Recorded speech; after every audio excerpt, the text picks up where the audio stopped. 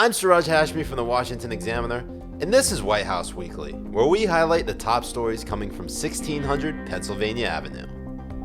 We begin on Friday, August 28th. President Trump travels to New Hampshire for a campaign rally, blasting the more than 100 protesters who showed up outside the White House the previous night when he accepted the Republican nomination for president at the GOP convention. He took aim at the protesters who swarmed around Kentucky Senator Rand Paul as he was leaving the convention. The protesters mobbing Paul were demanding that he say her name. Her is in reference to Breonna Taylor, who was shot and killed by police in her own home during a raid using a no-knock search warrant.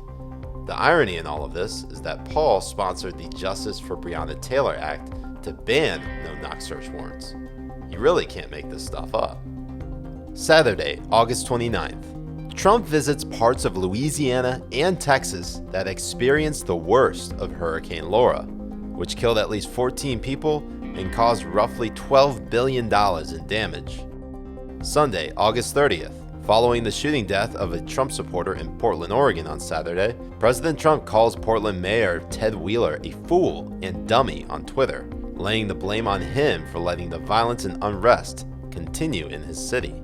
Monday, August 31st. Trump and former Vice President Joe Biden trade barbs, pinning the blame on each other for the protests devolving into riots across the country. This president long ago forfeited any moral leadership in this country. He can't stop the violence because for years he's fomented it. The violent rioters share Biden's same talking points and they share his same agenda for our nation. Tuesday, September 1st. Following the police shooting of Jacob Blake and the rioting that ensued, President Trump visits Kenosha, Wisconsin to survey the damage.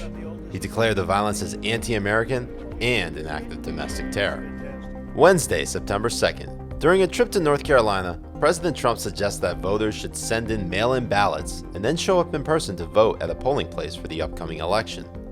Send it in and then go make sure it counted, and if it doesn't tabulate, you vote.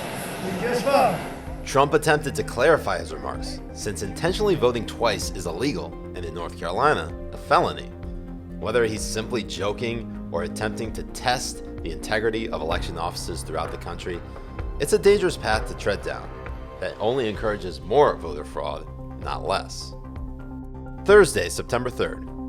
Both President Trump and White House Press Secretary Kayleigh McEnany blessed House Speaker Nancy Pelosi for improperly opening a hair salon in San Francisco, calling on her to apologize for defying local ordinances despite her public statements about exercising extreme caution during the coronavirus pandemic, suggesting that businesses and schools remain closed until a vaccine is developed.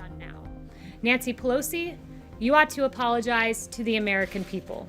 With less than 2 months remaining until the presidential election, things are getting pretty heated between Trump and Biden. Just this past week, the Presidential Debates Commission announced their 4 moderators for the upcoming presidential and vice presidential debates, starting off with Fox News' Chris Wallace on September 29th. Wallace, who last interviewed the president in July, is considered the president's least favorite anchor.